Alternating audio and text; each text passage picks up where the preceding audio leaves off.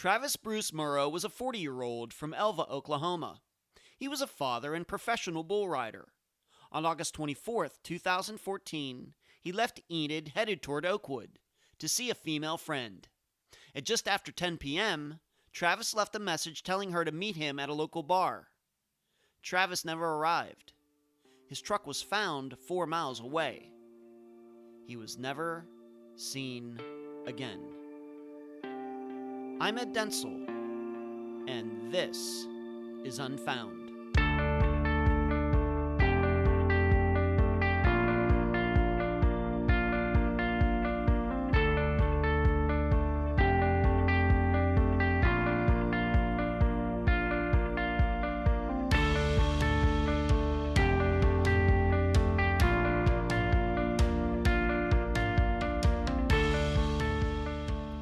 I lived in Pennsylvania for 28 years before I moved to Las Vegas in 1998.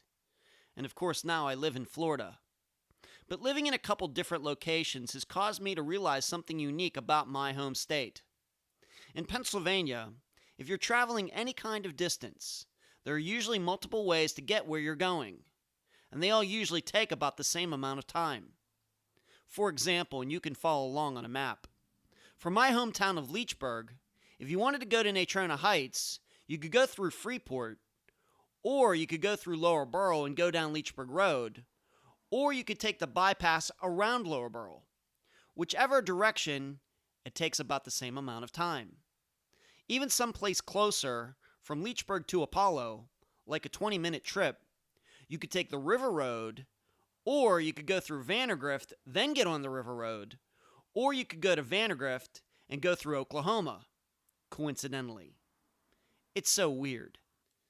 Well, in the disappearance of Travis Murrow, he was allegedly on a trip from Enid to Oakwood, but his truck was eventually found on a road that doesn't connect those two places. Yet unlike other cases where we try to figure out why a vehicle was found in a certain location, for Travis's case, we may have to figure out what route he took from there to there. And now, summary of the case. This disappearance is not on my friend Megan Good's website, charlieproject.org. But I'm sure it will be soon. Travis Murrow grew up wanting to be a professional bull rider. And that's exactly what he became, and he loved it. Along the way, Travis became a father. Then he got married and had 2 more children. Yet the sport that he loved so much was the one that started his problems. After several serious injuries, Travis became addicted to painkillers. Then his marriage fell apart. Then Travis's addiction went from opioids to meth. But he never stopped caring for his kids, and in fact making it possible for them to become bull riders too. Yet Travis never quite kicked his vices. So on August 24th, 2014, Travis had to travel to Enid to collect some money from a guy who bought one of Travis's vehicles. From there, at approximately 6:30 p.m., Travis had told people he planned to go see 1 or 2 women he knew in the Ceiling/Oakwood area. Yet no one was quite sure which one Travis wanted to see first. But at 10:07 p.m., Travis called one of those women, Melanie, and left a message. He said he was in Canton, that his phone was dying, and that he was headed to a local bar near her house. Unfortunately, Melanie didn't get that message until the next morning. By that time, Travis had not reached her home or the bar. Travis was never seen again.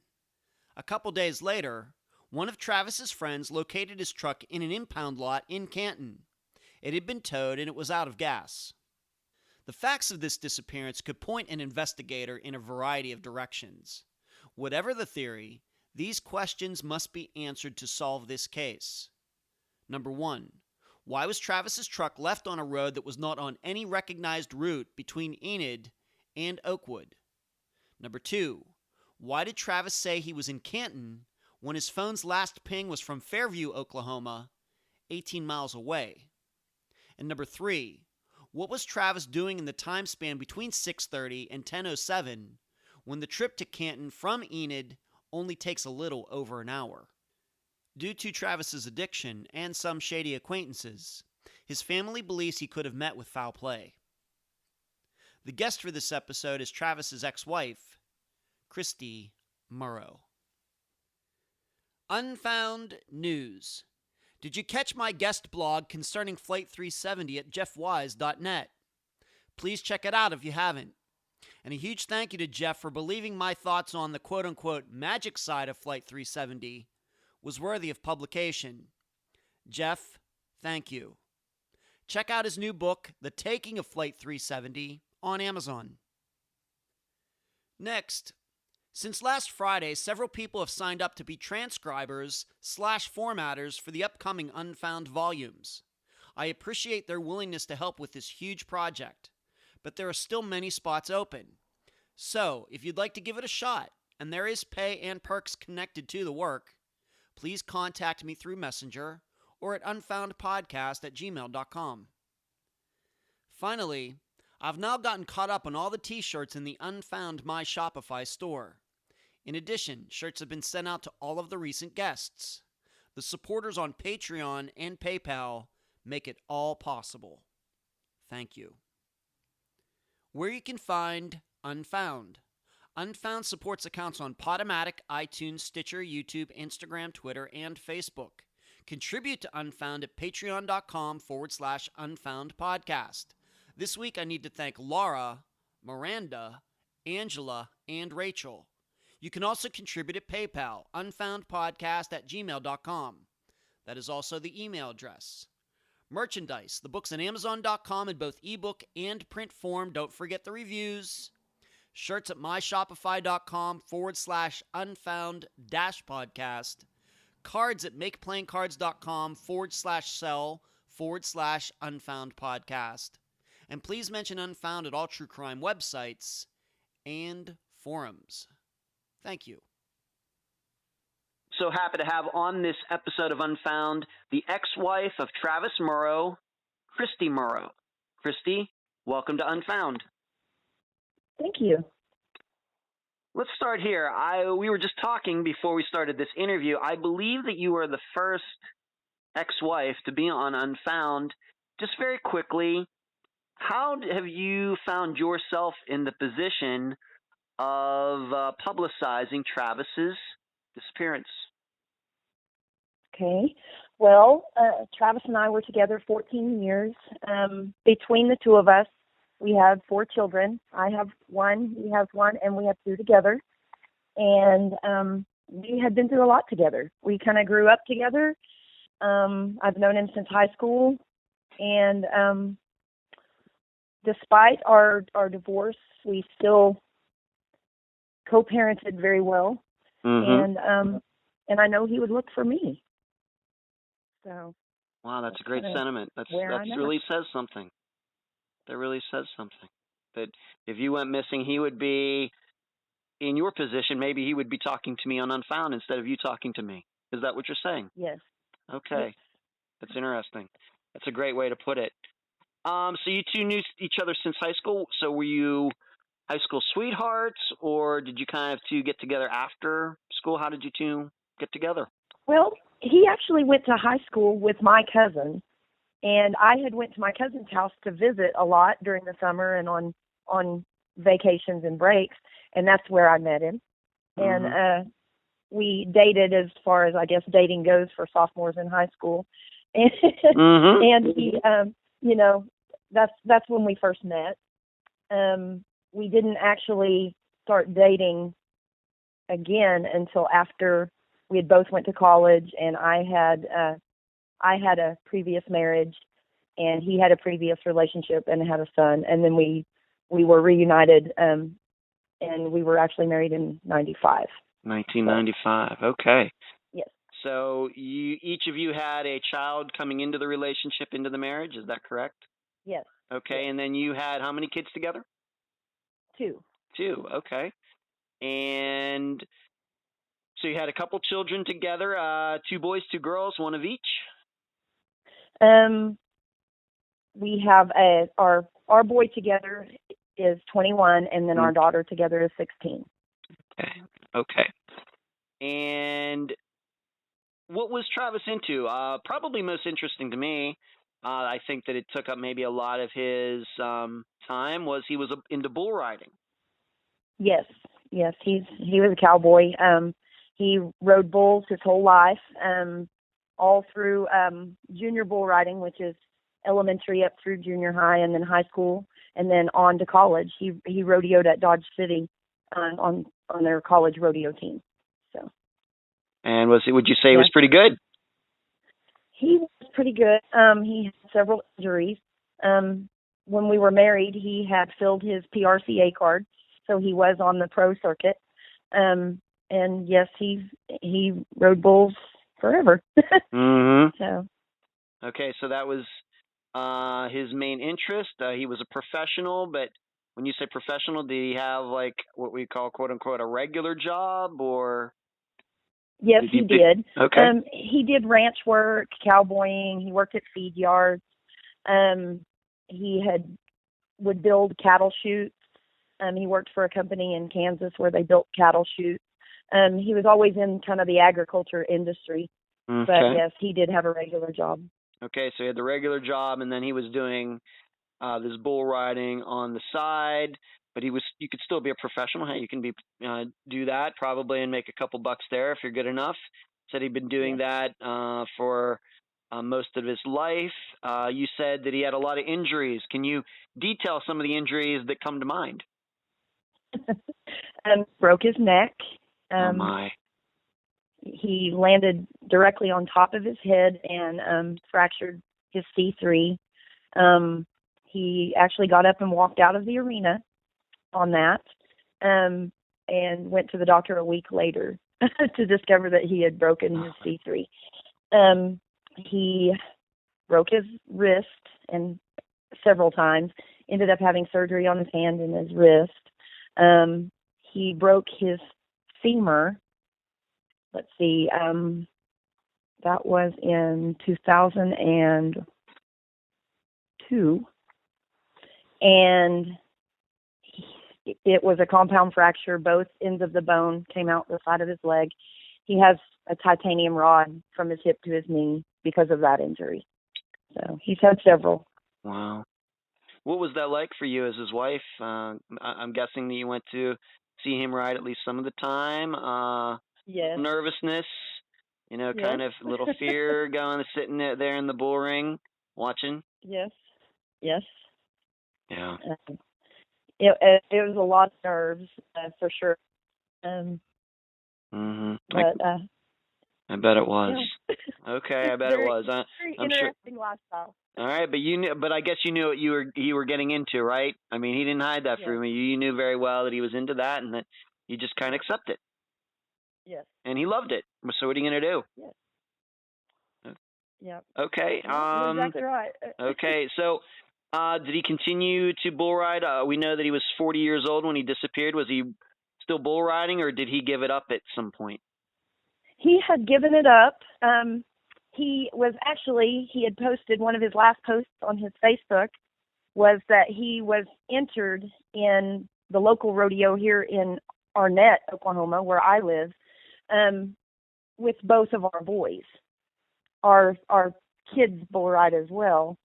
And so this was the first time he was going to be able to enter with both of the boys. So all three of them were going to be competing at the local rodeo that year. Wow.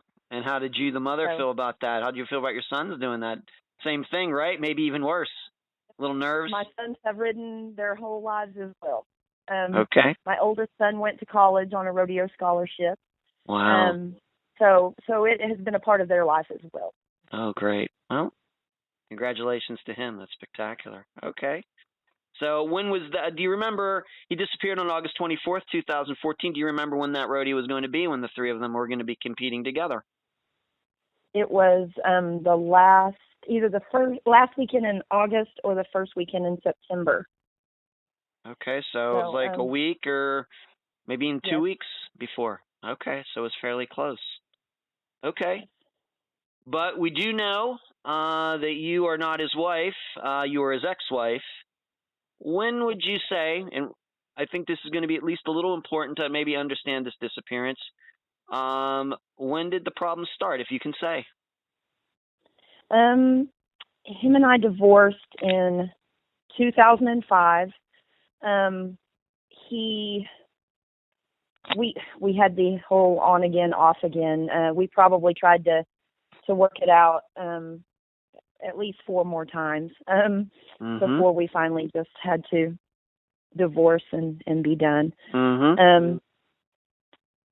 He as far as the problems, he managed to hold a job the whole time we were married, but he did have a lot of injuries, and I think that played into quite a bit of what was causing some of our problems. So. So you were married for about 10 years, and yes. Okay, so you got married in 1995, got divorced in 2005, and just as a reminder, he disappeared approximately 9 years later. But it was through those injuries he got caught up on pain pills. Yes. Okay. He had, like I said, he had lots of injuries. He had a car wreck too prior to any of this, and so he had several other injuries in addition to the rodeo injuries. So I found myself giving him any prescriptions that I had, to be honest. Okay. I had several surgeries myself, knee injuries, ankle injuries, and children, and I would find myself giving those to him. Okay. So would you say, I know I don't think that you're a medical professional, but would you say that was this sort of an opioid addiction? Yes, I would. Okay. Well, I want you to know, Christy, that's something that comes up on Unfound quite a bit.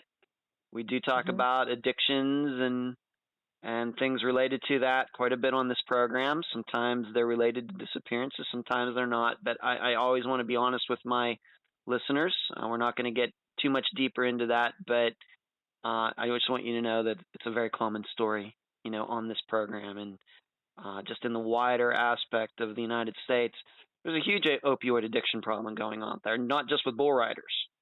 So, correct. And so that kind of drove a wedge. Was that one of the things that you believe led to your divorce? That and financial difficulties. I mean, life was just kind of hard for us at that point. Okay. Okay. We can move on. But you got a divorce, but my understanding, though, is that the two of you kept, you're cordial between each other, and Travis was a very good father to the 2 children you had to get together. Yes, actually, he was a good father even to my son, and to his as well. He never treated my oldest boy any different, and that's probably why my oldest boy went to college on a rodeo scholarship. Because of Travis's influence. Wow. There was never a question whether he was his boy or not. They always just were. So it sounds like Travis is a pretty good guy. It's just he got caught up, as many people do. They get an injury, they get on some pain medication, and then certain people can't get off of it. That happens quite a bit. Okay, so after the divorce, those years after, let's just say 2006, 2007, 2008, maybe onward, how did you think he was doing being a single guy again? Did you see him very often? I mean, what was your general opinion? How was he doing? Well, he was running amok there for a while. Yeah. He was kind of enjoying the single life, and he did go out and change jobs a couple of times, and experience the single life. He moved around a little bit. And he would have only been 30 at the time or something like that, 30 years old? Yes. Okay. Yes. Okay. So there were a few years in there where we didn't exactly see eye to eye and didn't get along. There were a few years in there. Thank goodness we had put that behind us prior to this.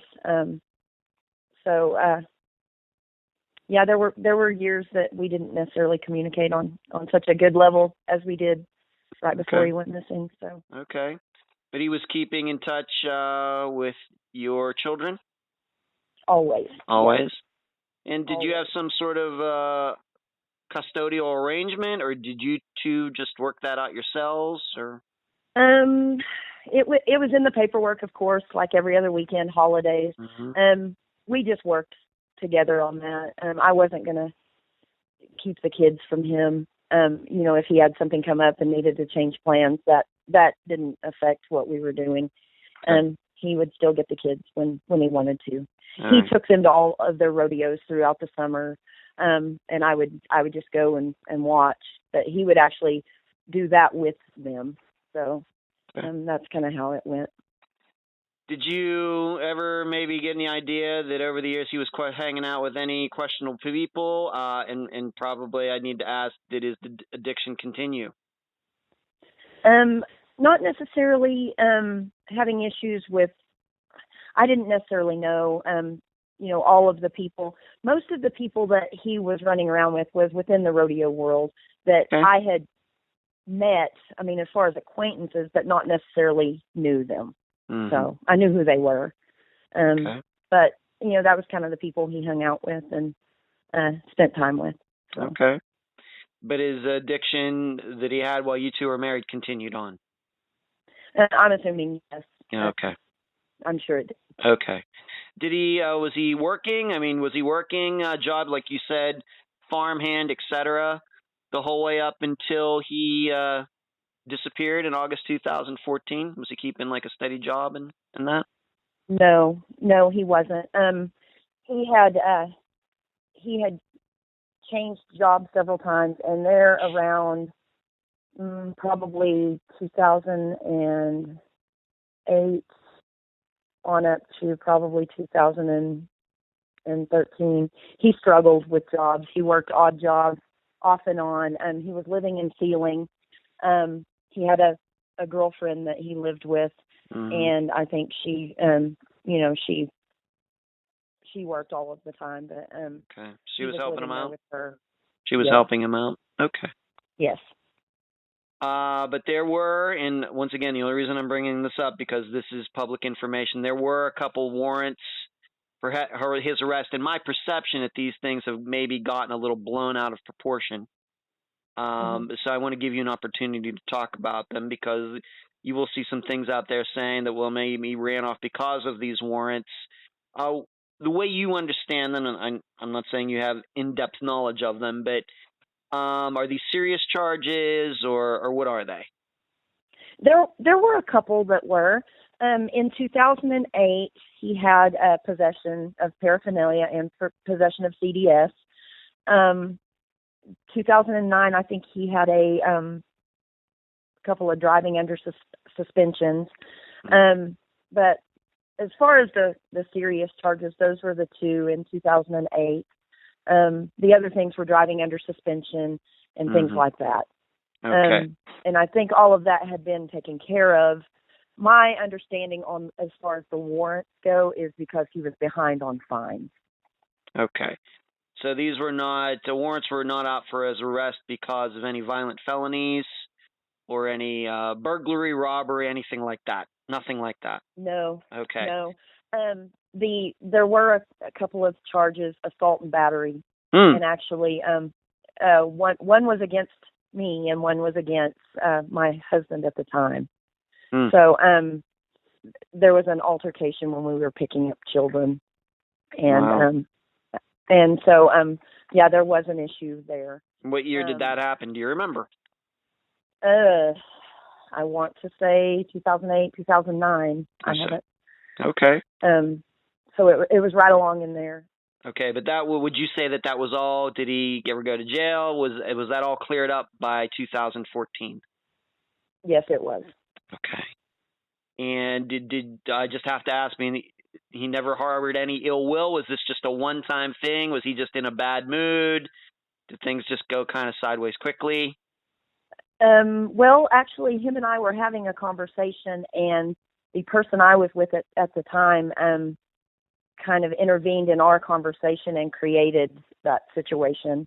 And I got caught in the crossfire, and I was hit, and so was the other person, and so that's where the assault came. Okay. It was actually initiated by the person Okay, so it was not initiated by Travis. You being there, it was not initiated by Travis. That's correct. I was standing right between them, actually. Okay.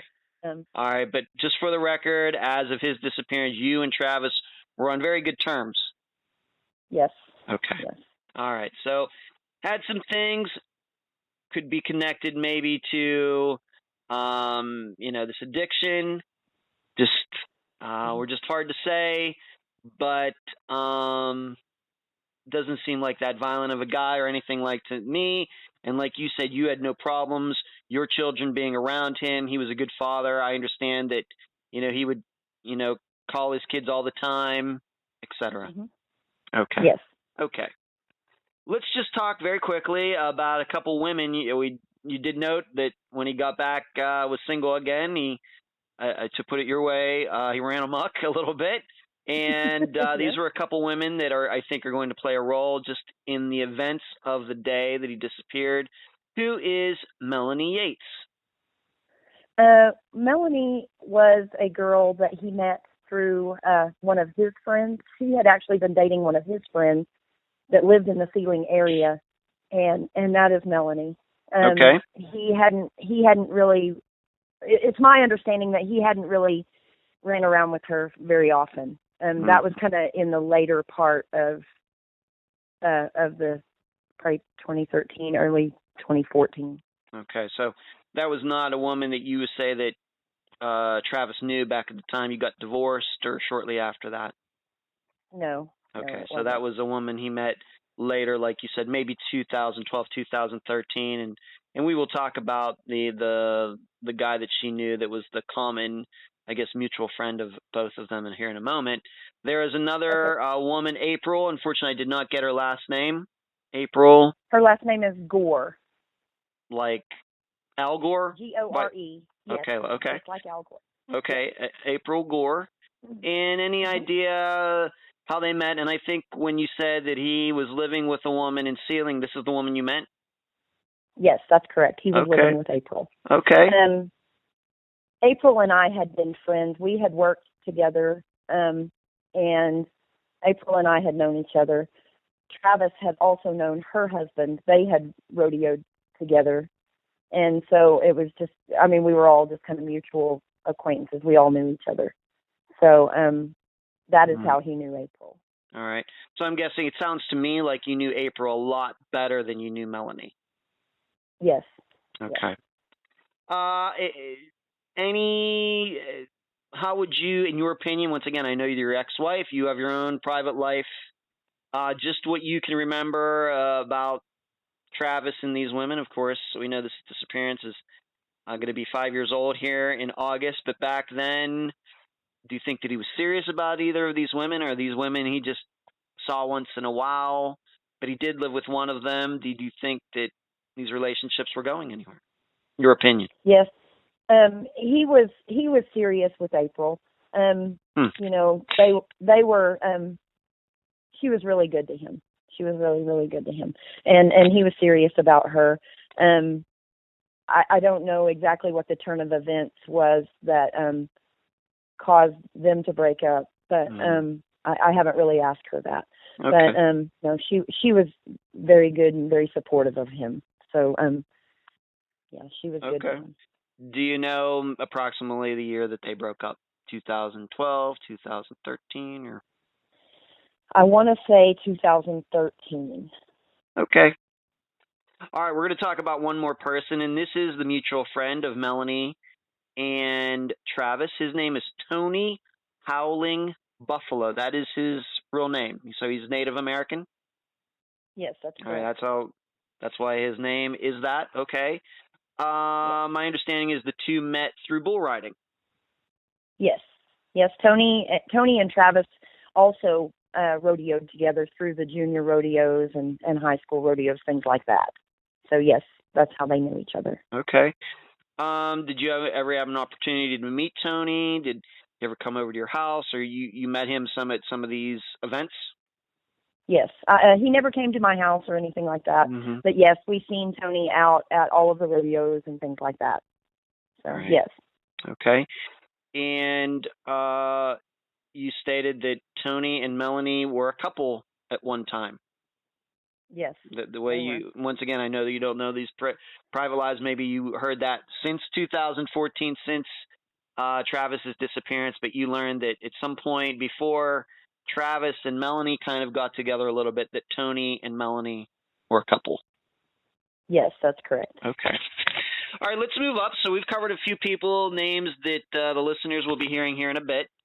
But those days and weeks before Travis disappeared, maybe we'll just say the summer of 2014, the way you remember it back then, anything that seemed unusual to you?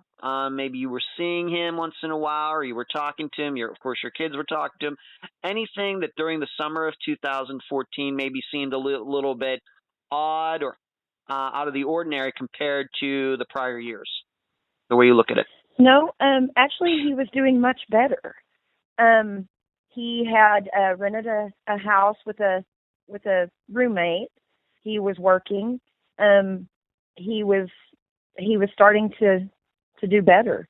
So that's the only thing that I can say about that. He was doing well.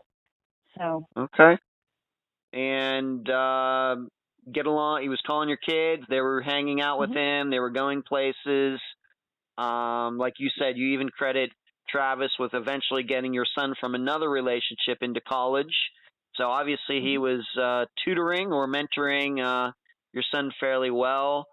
How about his addiction? After, of course, by this point, you'd been divorced 9 years. You said he was doing better. Do you think he was handling that better too? Your perception? I believe he was. I believe things were getting better for him, and that's part of it. I think is that he was trying to clean up. So. Okay.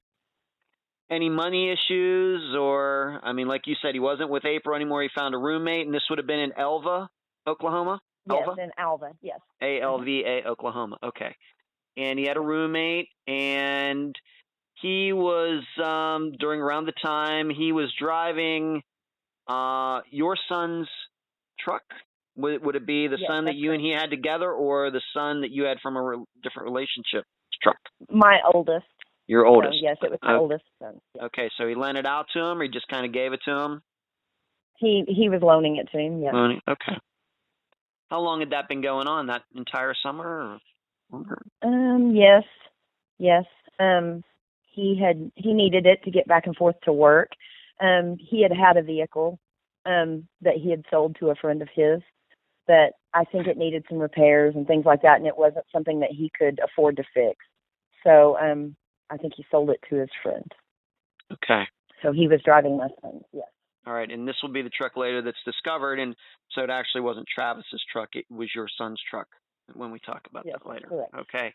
Yes. So things seem like they were kind of getting better. Once again, I'm not saying you would have known his personal life, but at least all the outward signs is that, did he seem depressed? Ever talk to anybody about walking off, leaving, suicide, anything like that? Not that I know of.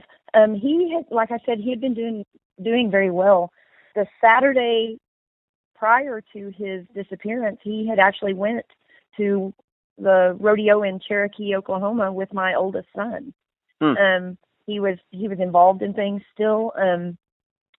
I don't think so. I had a text conversation with him Friday night prior to his disappearance. So 2 days before August 22nd.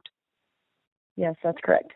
All right, you texted back and forth on him. Seemed like good old Travis. Mm-hmm. Okay. Yes. And you're saying that when you say the Saturday before, do you mean the day before he went to this? Okay, so August 23rd, he was with your oldest son, and they went to a rodeo event together the day before. Okay. Yes. All right. Let's move up to August 24th, 2014, the day in question. It was a Sunday. Of course, a lot of this is what you learned afterwards. You, of course, were not in the truck with him and did not see these things firsthand. But what have you learned since then? And we'll get into when you found out that he was missing, how that all happened. But what have you learned about what Travis did, just times and locations and things, the people that he might have seen that day. What have you learned since this day, August 24th, 2014? What did he do? He left Alva to go to Enid to pick up a payment for the truck he had sold to his friend. Okay. And the listeners should already know that I will be posting some maps, and we haven't talked about Travis's friend Scott. I got to speak to him, and I'm going to talk a little bit about that discussion afterwards. But Scott made some maps for me, and I deeply appreciate pointing out some things. And I'll make probably some of my own maps as well to post in the discussion group on the Unfound Facebook page so people can understand this. But he went from Alva to Enid, which is kind of a southeast location, and so he was going to get money for a truck he sold to a friend of his. Just what is that friend's name? Just his first name. Jeff. Jess? Jeff. Jeff, Jeff. Okay. Yes, sir. And then what do you think that he had planned from there? From what I understand from talking to my oldest son, he had told my oldest son that he would be coming back later that night, and he was probably going to stay at Melanie's. Okay. And Melanie lives in near a town called Oakwood, which is southwest of Enid, and they're not maybe an hour and something drive from Enid to Oakwood, where Melanie lives. Okay. And however, as we've talked about this over and over and over, and I've looked at the maps and everything else, you think he was planning to go to Melanie, but you have a suspicion maybe that you have proof that you learned later that he was trying to contact April at the same time. How did you find that out, and where does she live? April told me, okay. And she lives in Sealing. All right, so Sealing is also to the southwest, but more west than south from Enid. So he's in Enid, maybe has an idea that maybe he wants to go see April, but maybe he's going to see Melanie. But what did April tell you about that evening? He was trying to contact her, but what did she do? She did not respond. She had several text messages from him, and she never responded. So okay. I'm guessing are we to interpret that maybe she had just moved on from Travis? Yes. She kind of yes. Okay, it was over, but Travis maybe was trying to see her anyway. She doesn't want to see him. Okay. So instead, maybe Travis was going to go to Melanie's. Once again, she lives near Oakwood. Once again, we're just covering the facts. So we believe that he was headed toward Melanie's, and there is proof of this because Travis did call Melanie that night. And what was the generality of that message? That his phone was about to die, and that if she could come pick him up at the 7 Mile Bar. Okay, and 7 Mile Bar is not far from where she lives. Correct. And I believe in the message he said he was in Canton. All right, Canton, Oklahoma is a city between Enid and Oakwood. You'd kind of probably have to go through Canton to get to Oakwood. And once again, for anybody listening, I'm going to be posting maps as many places that I can post so you can understand what we're talking about here, because I think that understanding the roads and locations and the path that Travis might have taken is very important to this case. And you didn't just take Melanie's word on that. You actually heard that message later. She actually played the message for you. Yes. Okay. And that has been, almost 5 years ago. So I understand that. I don't know how well my memory serves me sometimes. That's fine. You can only do your best. What we're trying to establish is there is proof that Travis was headed to Melanie's because we have the phone call. This isn't a rumor. This is a message that you heard on her, from her, I guess, voicemail or answering machine. And what time was that call made on August 24th, 2014? Just a little bit after 10. Okay. In that message, the way you remember it, and I've talked to Scott about this too, and your recollection and his, I think, are very similar. is, does Travis mention anything about running out of gas? I don't recall that part. I recall the phone. It was pretty common for him to be on the closer to E than full, but I don't recall that being a part of the message. Okay. All right. So, and this will be important later. So he makes this call, says for Melanie to come pick him up at this particular bar, but in anywhere in the message, and Scott says he does not remember the term running out of gas at all. Does Travis, once again, to your recollection, say anything about how he had to leave his truck anywhere? Did you get the impression that he was walking? Anything like that? You know, I don't think so. From what I recall, he sounded a little bit irritated that maybe she didn't answer. He wasn't just terribly upset, but he indicated that his phone was about to die and that he would need a ride. Okay. But I don't recall. Yeah. Okay. And did he happen to say what road he was on? Honestly, I don't recall that either. Okay. I recall that he said he was in Canton. Okay. You said he was in a city, didn't necessarily say what road he was on or anything like that. And once again, this closely mirrors Scott's recollection, who also got to hear the message. Okay. What have you learned? Now, we need to establish this. Is there some reason that Melanie, the way you understand it, what you found out, that she did not pick up the phone when Travis called? What she had indicated to me, I spoke to her about 3 days after this, after he went missing.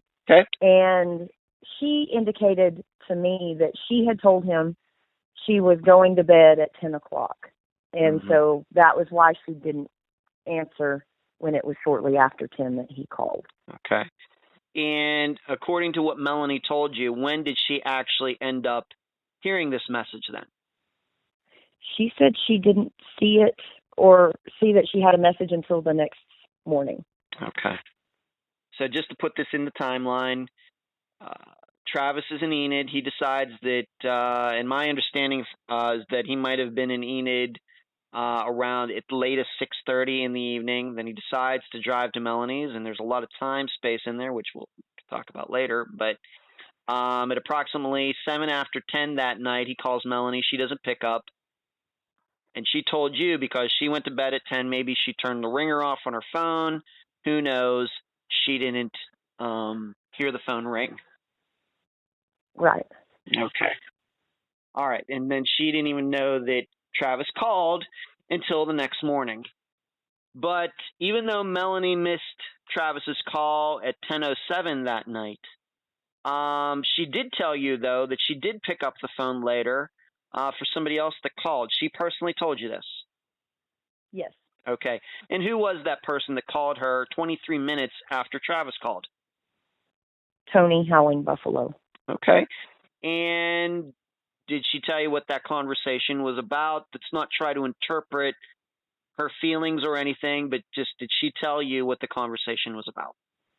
No, she did not. Okay. But she volunteered that? Yes. Okay. All right. So to surmise all of this, she wakes up the next morning. She's expecting maybe Travis to show up at her place. He doesn't. She wakes up the next morning. She's alone. Travis isn't there. She checks her message. This is the way we understand it. And then he says that the night before she was supposed to go meet him at some bar. To your knowledge, did Travis ever make it to that bar? Did anybody ever see him at the bar that night? Not that I'm aware of. Okay. I went out and asked, and nobody had said they had seen him.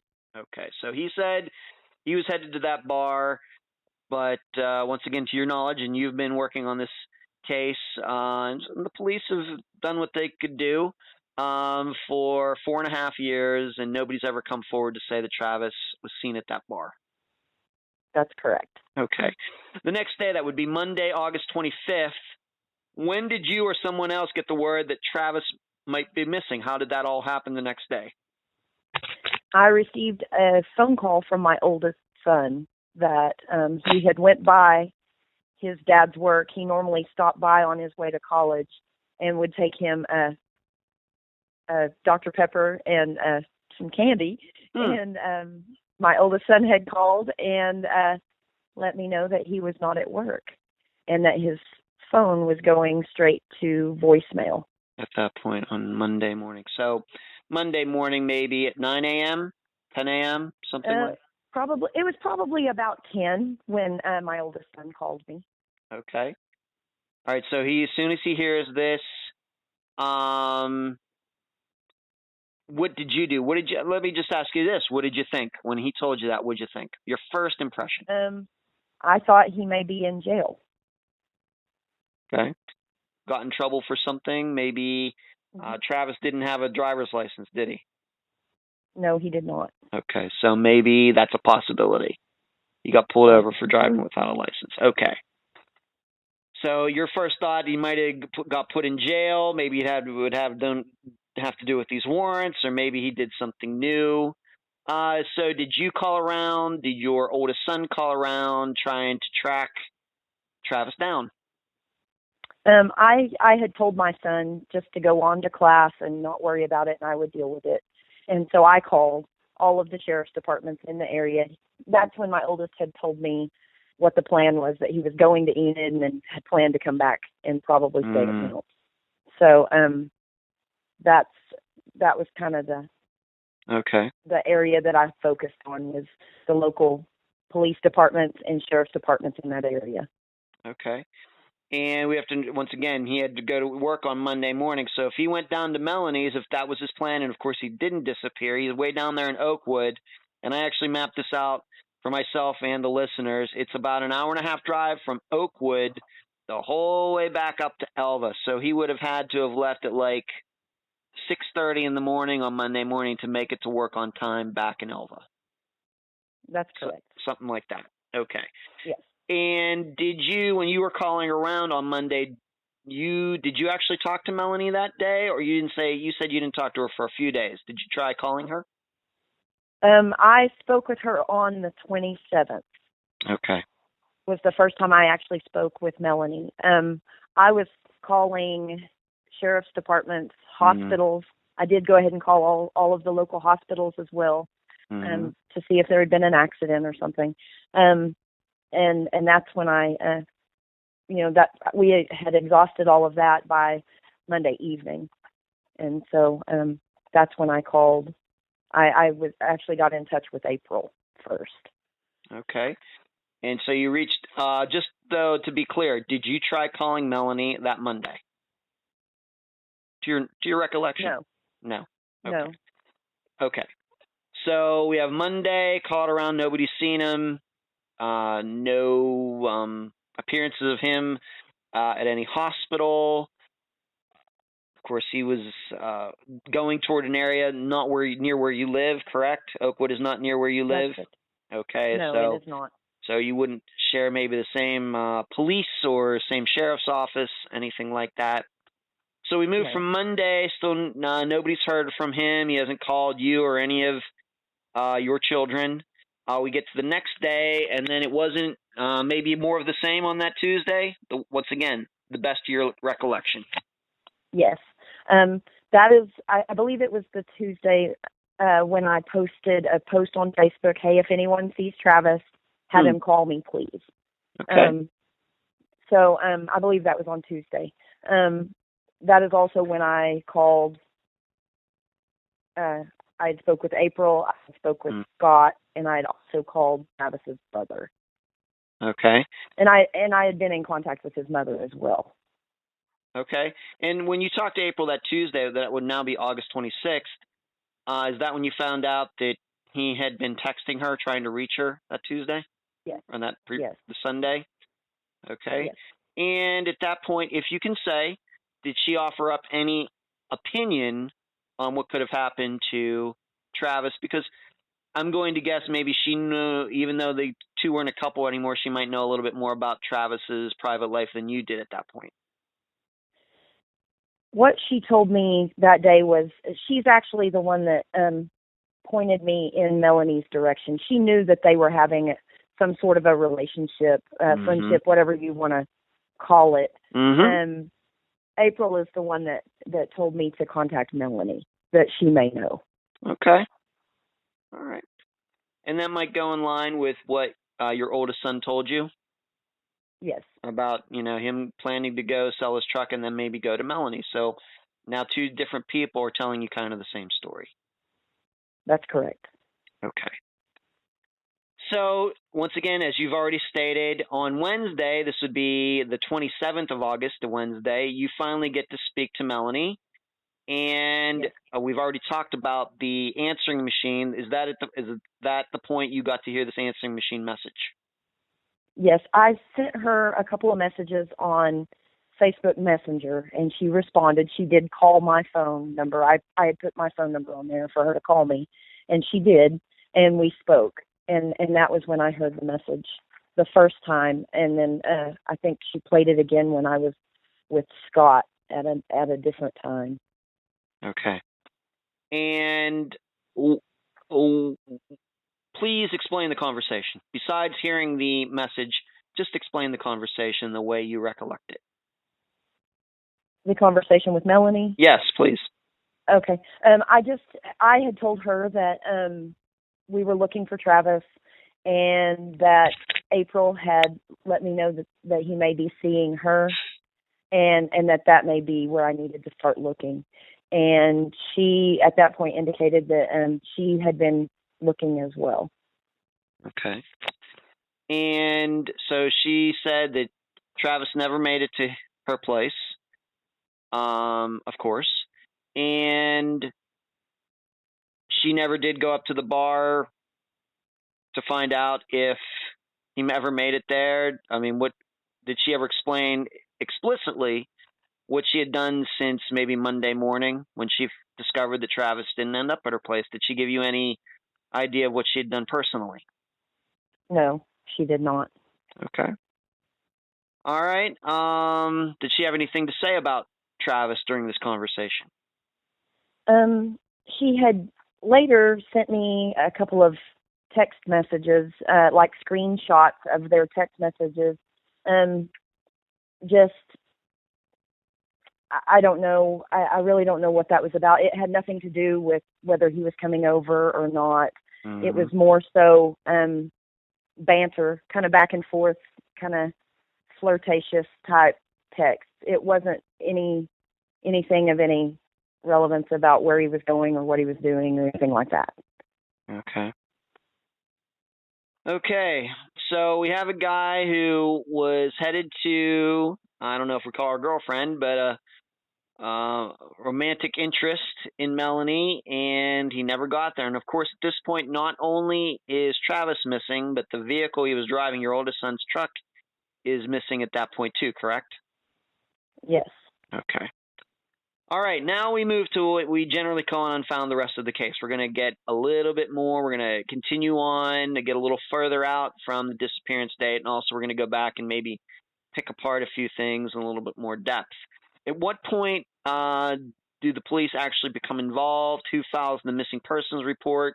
Where is it filed? Just talk a little bit about your interaction with the police that first week or 2 weeks. Let's go through that. Okay. I began by contacting Dewey County. Of course, I had called Dewey County in my search for him originally, and they indicated to me that he was not locked up. And so well, you're going to have to explain. Dewey County is where? What city is in Dewey County? Tologa is the county seat. That is the Sealing area. Okay. Canton Lake area. There's, I believe, 2 counties that are right there close, Blaine County and Dewey County. Okay. I just want to make it clear why you picked that county first. You didn't pick the county where he lived, which was Alva. You picked a county in the area where you think he was headed? Yes. Okay, great. So it's Dewey County, and what'd they say? They've not seen him. They seemed, I don't know how to say this, unconcerned that he was missing. They felt that he had taken off. they felt that he left, Okay. and that he would turn back up. That they were pretty disinterested in filing any kind of missing persons or anything like that. Okay, well, that's not helpful, is it? No. Okay. No, it wasn't. All right. Okay. Then who did you talk to next? Somewhere in the midst of that, that's where the pickup was actually found. Okay. And it was found actually by Scott. Yeah, this is very interesting. How he found it, and I talked to Scott about this, but go through the explanation of how it was found and on what date it was found. Scott and Wendy had been driving around the area. Wendy is Scott's wife. Okay. They were driving around the area. They had went through Canton, and they actually noticed the little purple pickup in the impound yard at a wrecker service. Wow. That's some luck there. That's one of the more. I believe Scott. I totally believe him. I've talked to him. I believe him. When I say it's certainly lucky, that is certainly a coincidence that he happened. Out of all the trucks in Oklahoma, he runs. Of course, it was purple, so maybe it stuck out. It did. There aren't too many purple pickups out there, I'm guessing. But so he was looking. He's driving through Canton, Oklahoma. So once again, could be on the way from Enid to Oakwood, where Melanie lived, and he sees it at this towing yard. What does he do? He stopped and he spoke to the man that owns the wrecker service and found out where the vehicle had actually been towed from. Okay. And did he let you know right away? And what county is this? Is this where the missing persons report was finally filed? No. Yes, he did let me know. Mm-hmm. No, it is not. When I contacted Dewey County again to let them know that the vehicle was in the impound yard, they instructed me to file the missing persons report through Alva Police Department. Even though Alva is nowhere, even though that's where Travis lived, that's not where he disappeared from, and it's certainly not where the truck was found. Correct. They said it needed to originate from where he lived. Yeah. Do you now that I know you know a lot more about missing persons cases now than you did in 2014? That's not quite right, is it? No, it isn't. Okay. So maybe you got the idea now that maybe they were trying to blow you off a little bit? Mm-hmm. Okay. Yes. And where the truck was found, is that in Dewey County or is that in some other county? Dewey County. It is in Dewey County. Okay. Yes. So did you drive down there to check out the truck? Was Scott able to get inside the truck to see if anything was odd, anything like that at that point? No. After the be on the lookout for Travis and the vehicle was issued through Alva PD, he kept stayed in impound until we could get OSBI involved in the case. Okay. And how long did that take? I want to say it took me about a week and a half. Okay. And would you say then that was then about 2 weeks after Travis's disappearance? Pretty close to that, yes. Okay, so we're already talking maybe the first week of September. Yes, I think I filed when I kind of had a meltdown, and we had been driving the roads out there looking for any signs of him, and I went to Dewey County and attempted to file a report. And I want to say, I ran across that paper the other day. I want to say it said September 1st on my report. All right, so you filed, so it was only a week later, week and a day, yes, after Travis disappeared, but OSBI got involved after that. That's correct. Okay. You weren't able to get to the truck right away, but the towing service did tell you or Scott or both together where the truck was. And where was it? It was blocking a pasture entrance On a blacktop road that they refer to as Indian Road. I don't know what the road number is, but it had been parked in a pasture entrance, so it was blocking a cattle guard. Okay. And it was on a road called Indian Road. That's correct. Okay. And I'm going to give it the best shot of explaining where this was, but once again, for this particular case, you're going to have to access the maps that I will post in the discussion group and on the Unfound Facebook page to really understand some of these locations. But this location of where the truck was allegedly found is kind of, let's say, northwest of Canton. We remember that on his message he said he was in Canton, but the truck was found northwest of Canton, at least a few miles. And I think the listeners are going to discover that it really would not have been where the truck was found, was not on the way from Enid to Oakwood. Is that correct? And that's correct. All right. So it was a little, yes. Where it was found, it was a little out of the way. And once again, if you look at the maps, you'll be able to tell that to the listeners. So did you go out there? Is there a reason? Did the owner of the land call it in? Why did it get towed? It was blocking the entrance to a pasture, and so the owner of the land called and had it towed. Okay, called and had it towed. Do you know when that towing happened? Would that have been like on Monday? Do you know? I don't know. I want to say Scott found it Tuesday or Wednesday. I can't remember what day Scott found it. But it would have had to have been either that day or either Monday or Tuesday, I believe. Okay, so you think that he found the truck before you ended up talking to Melanie? Yes. Or maybe even the same day. Could be the same day. Maybe. I think so. Yeah, I think so. Okay, so maybe that Wednesday, August 27th. And I realize it's 4.5 years ago. So did you go out there? Did I understand there was, and once the truck was still in the impound lot, maybe you couldn't get to it, even though it was your own son's truck and not Travis's. Did people go out?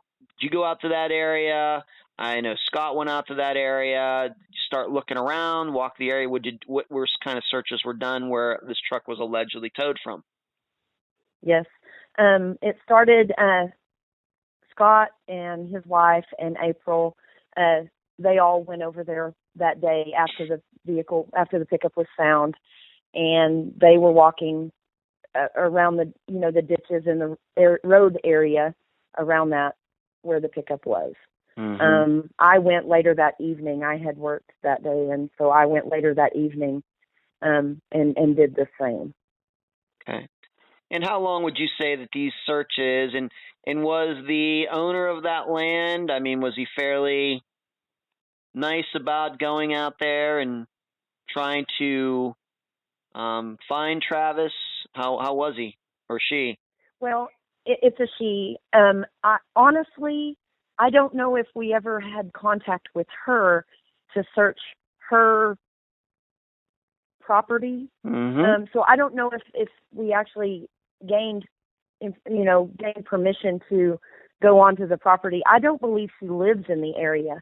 Now, Scott had went further, just down to the next house and spoke with that farmer, mm-hmm. and he did allow him access. And so that was kind of where it started. Okay. How many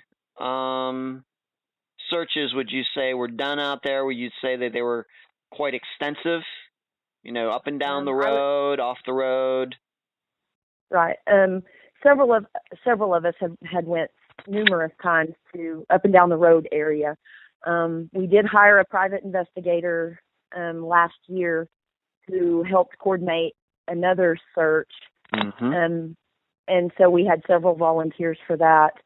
Scott and one of Travis's cousins and Travis's brother actually went horseback on some of the properties that had given them verbal permission to be there. And so they searched some of the properties on horseback. So there's been several efforts mm-hmm. in that regard. Okay, several efforts at the time, right after he disappeared, and after that too. Correct. All right. You finally did get to look at the truck. Somehow it got out of the impound yard. Maybe you had to pay a fine or something like that. Maybe that's not important, but you finally got to look at the truck. Maybe your son, whose truck it was, got to look at it. How would you explain the overall condition of the truck? Well, that pickup was kind of a work pickup. They used it to build fence. It was a beat up little truck. I had to pay to get it out of impound, but I also had to pay to have keys made for it.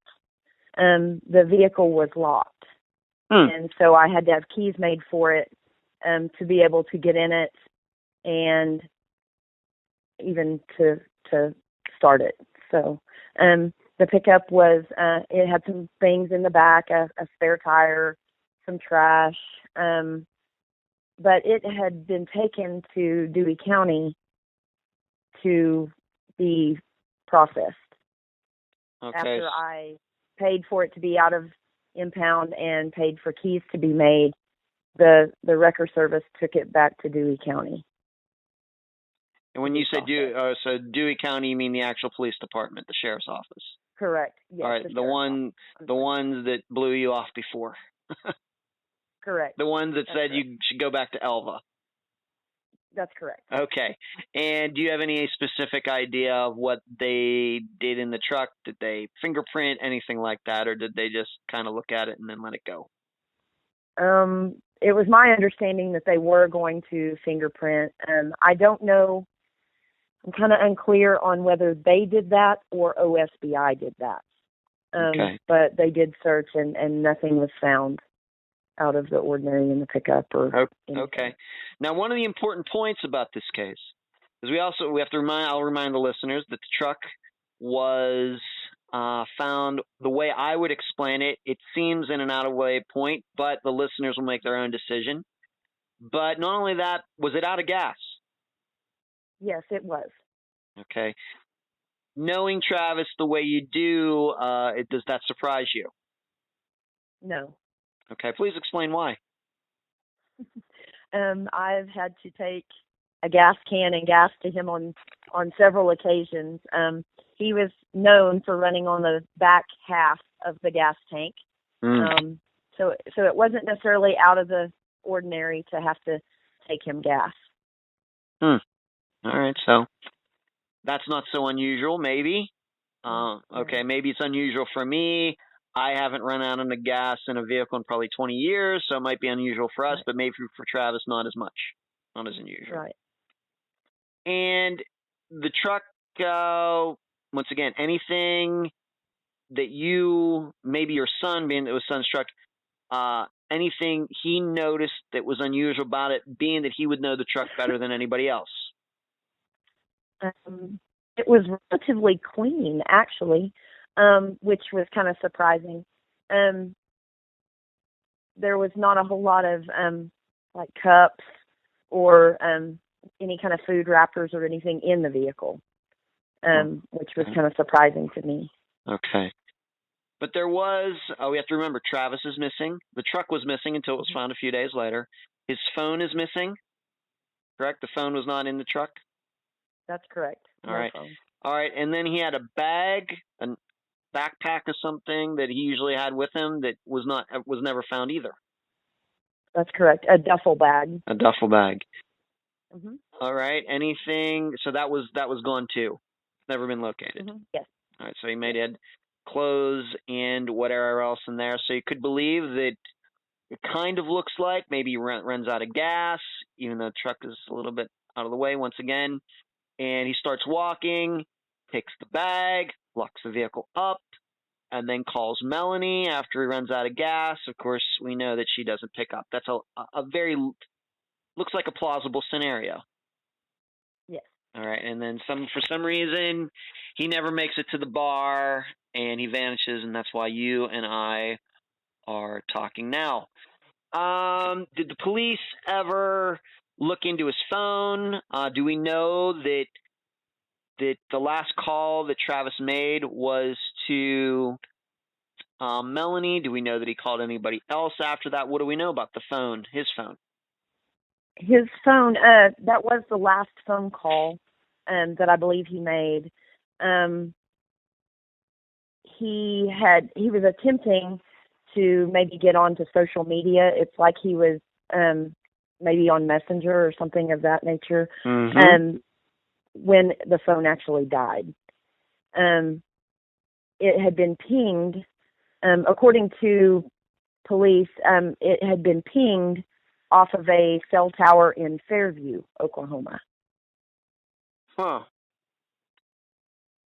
Yeah, that's something that you and I have talked about, and I talked about this with Scott as well, is that the listeners understand, of course, if they're listening to this episode while looking at the map, they're going to notice that where his truck was found and Fairview are not really that close to each other. That's kind of weird. I have to admit, if that is, if they are telling you the last place his phone pinged off of was Fairview,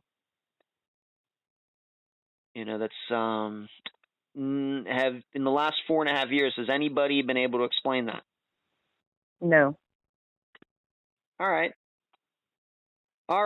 So now that the truck was found and he was allegedly headed to Melanie's, did OSBI, to your knowledge, ever talk to Melanie, asking her any questions about Travis's disappearance? I believe they have spoke with her, yes.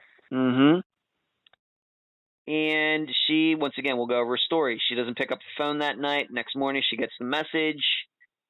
Really does not know what happened. And then a couple days later, she's more than happy to let you and Scott listen to that message.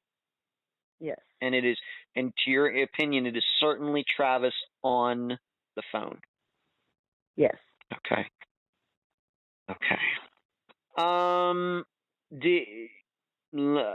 Going back to the cell phone for a moment, have you gotten to see the records?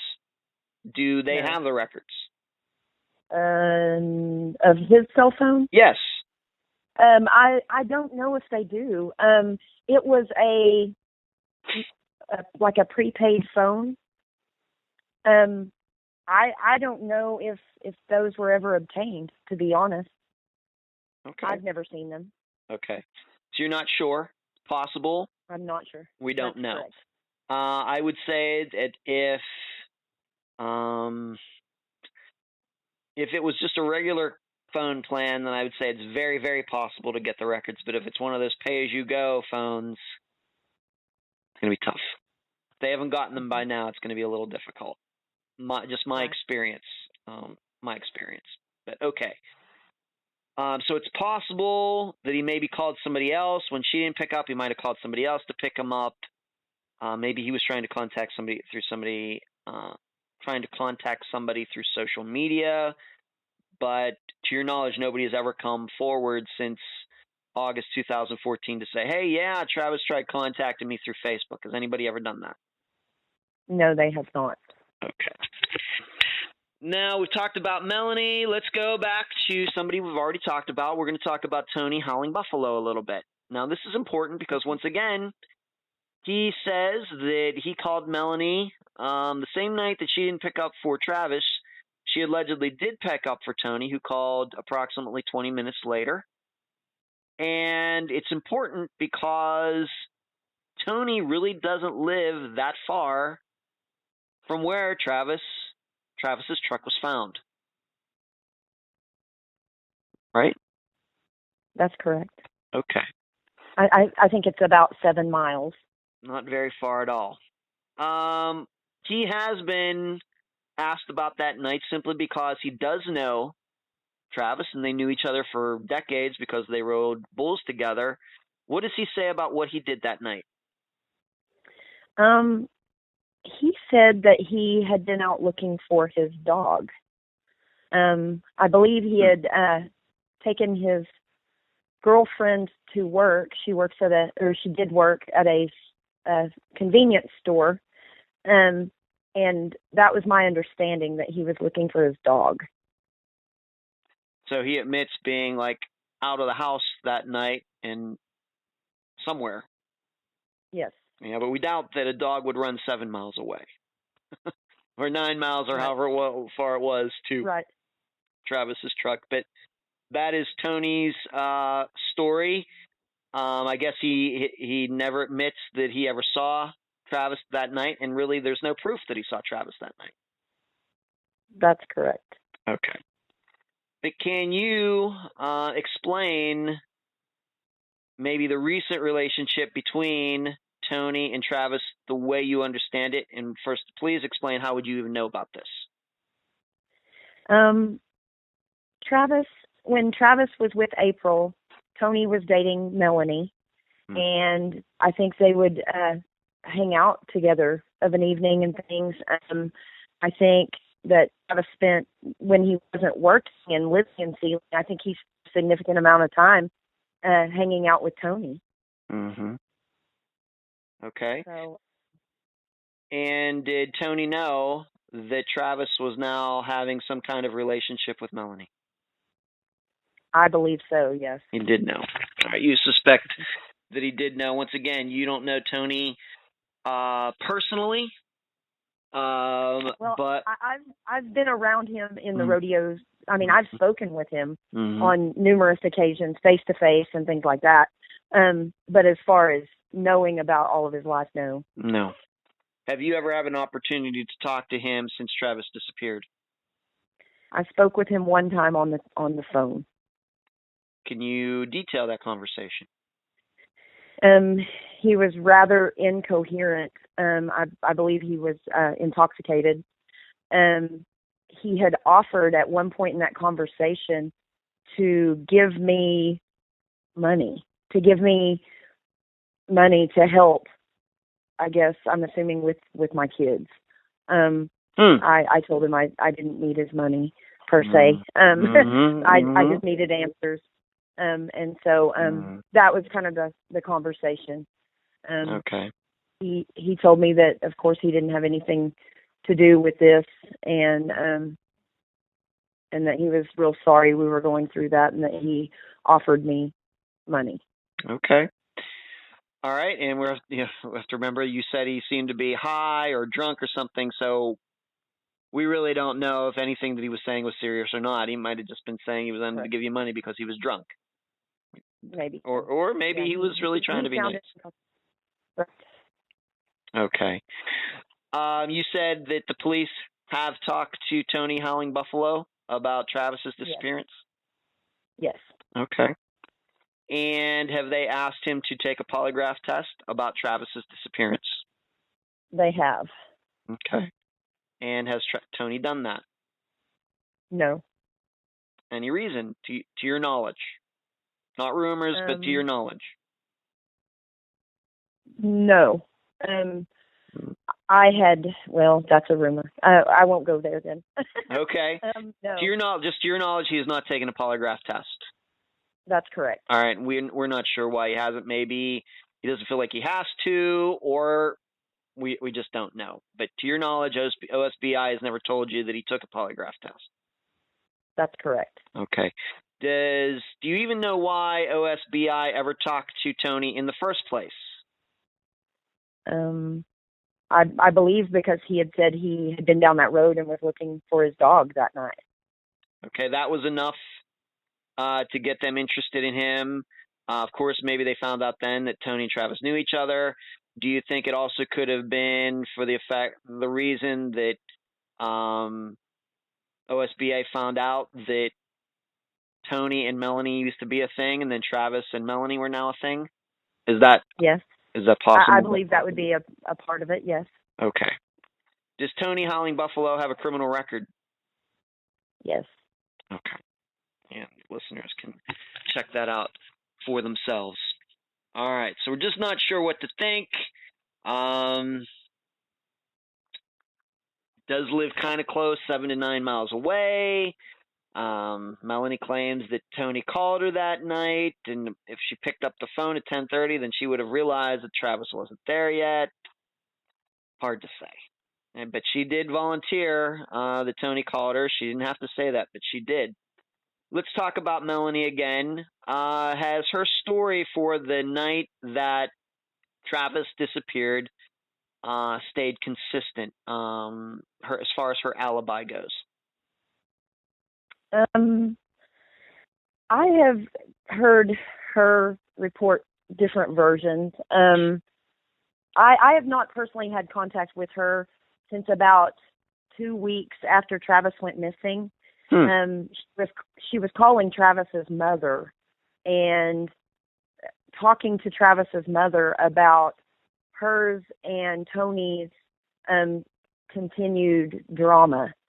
And my mother-in-law, my ex-mother-in-law, had called me crying, asking me to have her stop because she wasn't interested in Tony's and Melanie's drama. She was interested in finding her son. Of course. And so I called on behalf of Travis's mother to have Melanie stop calling her. All right, and what happened?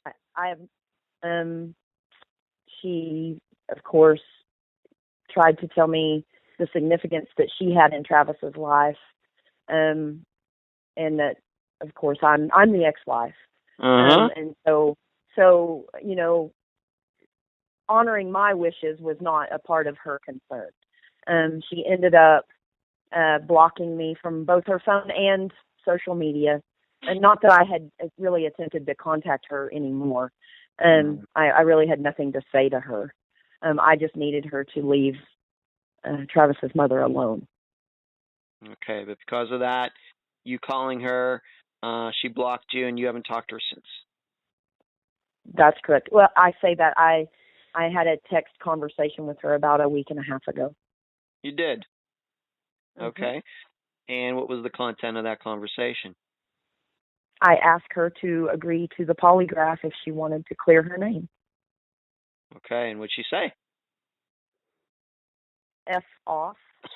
Okay. Well, that's blunt. Yes. Well, that's blunt. I cleaned that up a little bit. I think the listeners caught that, Christy. Thank you. Okay. Is there, so let's just put this on the record. So Tony has not taken a polygraph, and Melanie, are you saying that she hasn't taken a polygraph either regarding Travis's disappearance? That's correct. Okay. All right. Any idea why she was calling Travis's mother? And what do you mean by drama? Did Travis's mother ever give you specifics on that? Not really. Just that her and Tony were not getting along. I don't know. She was talking about him continuing to contact her, and that's she didn't specify.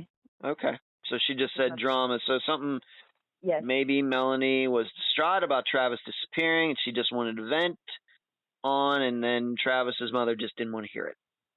So being Correct. that you were not a party to the conversation, I, of course, was not. But the best that Travis's mother could do was drama, quote unquote drama. Yes. All right. Yes. Has Melanie's, the way you understand it, has her alibi for that night changed? Did she say that she was alone, and then later she claimed that her son was with her? That's correct. All right. How did you find that all out? She had indicated that she was home alone when she spoke to us 4.5 years ago, or when it first started. Okay. About 3 weeks ago, Oklahoma Cold Cases ran a Facebook documentary, and Melanie and both her son commented on some of the comments of that post, and her son and her both indicated that they were together that night, home together, as opposed to her being alone. All right. So when you or Scott got to talk to her on the phone or face-to-face not long after Travis disappeared, she claimed she was home alone. But now, just a few weeks ago, she's claiming that her son was with her. That's correct. Okay. All right. Well, maybe it might be a mistake. Maybe she's misremembering. Not sure, but that if she posted it, then it's on the record now. Okay. So well, she has since deleted. She has since deleted those. Oh, she has. Okay. Yes, she has deleted all of her comments. I believe her sons are still on there. Okay. All right. Well, let's move on to this, and we'll just go back to Travis himself. Okay. You know, once again, my perception, and the listeners know we don't theorize on this show as to what could have happened and everything, but it does seem weird to me that in the message that you and Scott heard, he claimed that he was in Canton, but his truck was found really not in Canton. Canton was close, but I wouldn't say it was in Canton, not the way I would understand it. And the truck was found not on the way to the bar or to Melanie's. And then on top of that, his phone, the last ping that we know of, was off a tower in Fairview, which is even farther away than Canton. So, is there any possibility, and I know you've had 4.5 years to talk about this, that this was some kind of misdirection by Travis, that he maybe walked off? Would you ever say that he could have been depressed about something? Maybe his addictions were back to getting the better of him. You've had a lot of chance to think about that. And once again, you were married to him for approximately 10 years. What do you think? I had seen him at some pretty low times in his life, where that may have been a possibility for him. I don't believe this was one of those times. Mm-hmm. He was very active with his kids. He had a job. He had his own house again.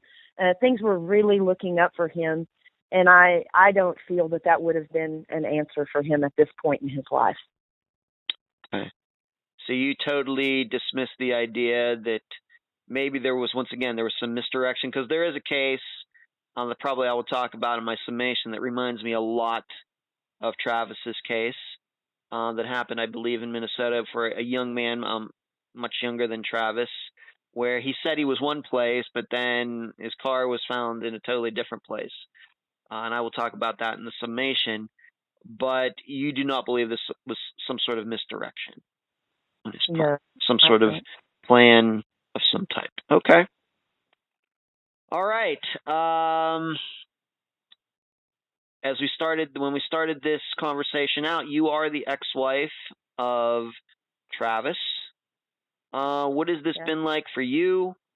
And if you can say the man in your life now, how does he feel about the women in his life working so hard, so diligently, going in such in depth, and I know you've done in other interviews, for her ex-husband?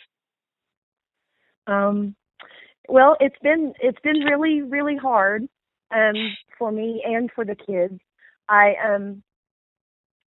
As a mother, it's kind of my job to fix things in their life that hurt them, and this is one that I have not been able to fix. Yeah. And so that absolutely has been the worst part for me.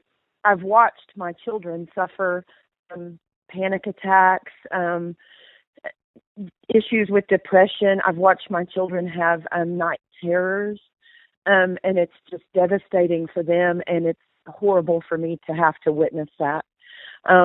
My current person in my life, he has been very supportive and very patient with me, and he has walked through pastures in 105-degree heat, looking for a man that we didn't think was out there, and he never has left my side in that. So it's very admirable to have that person with me. So he has been a very good support for me, and has been, he also knew Travis from rodeoing as well, and so he has just been very supportive to both me and my children. That's excellent. That's good to hear, because the situation here is fairly unique. I think that the listeners know that I was looking recently. We haven't had and this is not planned. This is just the way it works out. That we haven't had a male guest on Unfound since I think last April. So since then, it's been all women, and most of the time, it's been the mothers, of missing children. And then I think maybe after that, it's brothers and sisters, and then maybe after it's children, who have parents that have gone missing. So I think that you're the first ex-wife. So we had a mother-in-law, an ex-mother-in-law, I think, that was on the program. I think that would have been Lacey Buenfil's case from back in maybe September, October 2018. But you're the first ex-wife, and so I thought it was important to me, to talk a little bit about that, because I'm sure you realize some ex-husbands and ex-wives are suspects in disappearances, right. And here you are, you're on the totally other end. You're actually, trying to solve it, doing the best you can as a private citizen. Mm-hmm. Yeah. He would do it for me, just like I said at first. Yeah. Travis and I, despite us being divorced and having our issues, we were friends. So. Yeah. Yeah, and I'm guessing this is not just taking an emotional toll on you, but it takes a lot of time, too. Yes. The time that you devoted to this over the last 4.5 years. Maybe driving down to the Canton area, and other places, and the searches, and like you said, going over there, maybe to Sealing or wherever to, the sheriff's department, etc. You can put a lot of emotional work in this, but a lot of time and money into this as well. Yes. Yeah. Yes. Okay. And how old are Travis's and the two children you have together? How old are they now? 21 and 16. 21 and 16. Do you have I would, first of all, you should know that I found out about this case from some people who did contact me, that took an interest in Travis's case there in Oklahoma, and we've covered a few other disappearances in Oklahoma since Unfound got started, and I appreciate those people who contacted me. And do you have a Facebook page or website, anything like that set up for Travis and his disappearance? I do not. I have just been posting on my personal Facebook page about once a week for 4.5 years. Okay. Sometimes it's more often, sometimes it's a little more sporadic, but for the most part, I've just used my own. That would probably be something I would need to do, actually.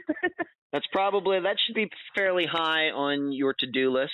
You certainly do not have to take any of my instructions. I'm not trying to give work to you. I know it's been a lot of work so far. And of course, I hope that Travis is found alive, tonight or tomorrow at the latest. But my recommendation would be to plan to start a Facebook page. That's going to raise the awareness. It's going to, when people go to Google and maybe search his name, it's going to raise his profile. Okay? Okay. Quite a bit, so more people can learn about it. And on top of that, I know that Travis's case is not on my friend Megan Good's website, charlieproject.org, which is a huge missing persons database. Okay. So I don't run the website, but Megan is a very good friend of mine. I will put it in her ear that she needs to start a page for Travis. She has like 10,000 cases on there. So I also think that it's important that he be on there. So I will put it in her ear that, she'll get some pictures and she'll put together a profile and do a bio and all the circumstances of his disappearance. And that'll raise the profile of Travis's case as well. All right. So I can make that happen for you. Okay. Thank you. Once again, not my website, but this has happened before where, I'll cover a case and then Megan will get the case put up on her site. So we need to do that. Any last words before we conclude this interview, Christy? No, just that I greatly appreciate your help. This has taken such a toll on our lives, and it seems at my lowest point, something happens to where I feel rejuvenated with a sense of hope, and it's times like this. I can't tell you how grateful the kids and I are, and the rest of his family and friends, for your help. You're very welcome, Christy. You're now part of the Unfound family, which means now there are many people all over the United States now know about Travis. You know that I work with my listeners. You know, they send me ideas. I conduct a think tank every Sunday night with some Patreon people who support the program, and we go through all the facts and everything. They give their opinions and their insights because my listeners are very knowledgeable in missing persons cases. After covering 120 of them, my listeners know a lot. You know, and they know a lot of different cases, compare and contrast. And I'll certainly be talking to them about Travis's disappearance. They'll be looking at the maps and giving their opinions. And, of course, I will pass that all along to you. All right? All right. And we'll talk about it, of course, privately. But once you're part of the Unfound family, I'm sorry to tell you, Christy, but there's no getting out. Okay. That's okay. great. Okay. Perfect. All right. Yeah. So you always have me and my assistants as people to help you. You know, but once again, we hope this case is solved as quickly as possible, and I hope Travis is out there somewhere alive. But I want to thank you. You're welcome. And I want to thank you for being on this episode of Unfound. Thank you. You're welcome. And that was my interview with Christy Moreau, ex-wife of Travis Murrow. I thank her for joining me and all of you on this episode. As I stated during the interview, I also got to speak to a longtime friend of Travis's. His name is Scott. He has been very instrumental in trying to figure out what happened to Travis. In fact, as was stated, Scott was one of the few people to get to hear the message Travis left with Melanie. Here are the most important items Scott mentioned in my conversation with him. I will comment on these points and the interview after this list. Upon hearing the message, Scott said that Travis didn't sound scared. He didn't sound if he was high or drunk. He just sounded a little ticked off. He said he was in Canton, and he told Melanie to meet him at the 7 Mile Bar. He said nothing about running out of gas, and he said nothing about walking. Travis said for her to call him back because Travis's phone was about to die, or to meet him at the 7 Mile Bar, which is now called the Country Inn. But Scott said that Travis would not drive directly through Canton because Travis had warrants and he was afraid of the local cops catching him and taking him to jail. Scott believes Travis took a road near Canton Lake from Fairview. Scott said that Travis's truck was parked 100 yards east of the road that goes directly south to the 7 Mile Bar. This is approximately 4 miles north of the 7 Mile Bar on Indian Road. OSBI told Scott that phone pings showed Travis rode around in Fairview near the tiny airport there for an hour and a half. But Scott has very little confidence that these investigators know what they're talking about. Melanie told Scott that Travis called her after leaving Enid, so this would be earlier in the evening. He said he got behind on time because he was talking to Charlie Edwards, a guy who is known to talk. But Charlie Edwards claims he never saw Travis that day. Scott says he doesn't know if he believes Melanie or Charlie. Plus, Charlie doesn't live near Enid or Fairview and doesn't live on the way to Canton. But he kind of does live on the way to Sealing, Oklahoma, which could be the alternate route that Travis took that evening. Scott got to speak to the person who owns the land next to where Travis's truck was found. He says he saw a man who looked to be Native American get out of a ditch on his property the morning after Travis disappeared. He got out of the ditch, then wiped himself off. But it seems the landowner never asked the guy what he was doing there. However, Scott is open to the idea that the landowner could be getting his days wrong. Christy and Scott differ on their opinion on the direction Travis took. Christy believes Travis went west from Fairview to Chester, then to Sealing, to try to see April, who lived in Sealing. This would then kind of make the Charlie Edwards story believable. Scott believes Travis went south from Fairview toward Canton, and this would be in line with what Travis said, that he was in Canton when he called Melanie. Tony and Travis were not getting along at the time of Travis's disappearance. allegedly due to Travis seeing Melanie. Scott went to Tony Howling Buffalo's house and talked to him about Travis. Tony claimed to know nothing. The guy Travis sold his truck to is a known drug dealer. His name is Jeff. Jeff would never tell Scott how much money he gave Travis for the truck. Jeff claims Travis was drunk when he left his house in Enid. When Scott got to talk to the local sheriff, who is supposed to be in charge of this disappearance, the sheriff said, quote, "Travis is shacked up with some old skank. He'll be back soon."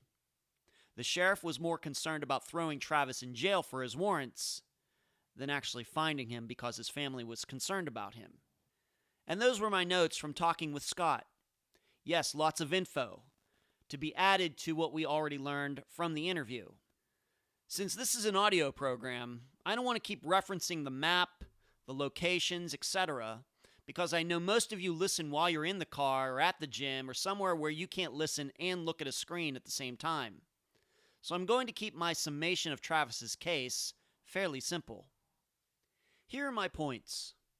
The easiest way to understand Travis's movements on August 24th, 2014 is that he shouldn't have been out on Indian Road that night. According to what we know about his intentions for that night, and we know that mostly from his son who said that Travis intended on seeing Melanie or April that night, it doesn't make logical sense for his truck to be out there. However, he might have gone for a joyride or was drunk and got lost, we don't know. But logically, he shouldn't have been out there. I also find it hard to believe that Tony could be driving down Indian Road, encounter somebody walking on that road, and it just happened to be Travis. That is a heck of a coincidence. Instead, if Tony met Travis, it was because Melanie told Tony that Travis was out there. Well, what's the problem with that? Well, the message that Travis left with Melanie is the problem with that. Travis doesn't say exactly where he is. All he said was Canton. He didn't say Indian Road. So, how would Tony know where to find Travis with such a vague description? My next point, what to make of Melanie saying that Travis told her that he talked to Charlie Edwards, while Charlie says he never saw Travis? I don't know. Somebody is lying, and it very well could be Travis himself. The biggest issue I have with this entire case is the phone message. Both Christy and Scott, two believable people, have similar recollections of the message they heard. Travis never said he ran out of gas. Travis never said he was walking. So the only thing that makes sense is he wasn't out of gas at the time he made the call. And he wasn't walking at the time he made the call. In addition, he said he was in Canton, which any way you look at it, he would have been only like 7 minutes from the bar. But he winds up on Indian Road many miles out of his way. On top of everything else, we don't know how Travis spent his time from 6:30 p.m. to 10 p.m. during a drive that should have taken under 90 minutes. So, how did Travis get from there to there? Of course, we will be talking about all of this and many other points regarding Travis's case this Sunday night at 7 p.m. Eastern on Patreon during the Unfound Think Tank. That's for patrons at the $12 a month level and above. I hope to see you there. Until then, I'll leave the theorizing up to you. And that's the program. If you found it informative, please go to the app that you use to listen to Unfound and give this podcast a nice review. I thank you for listening.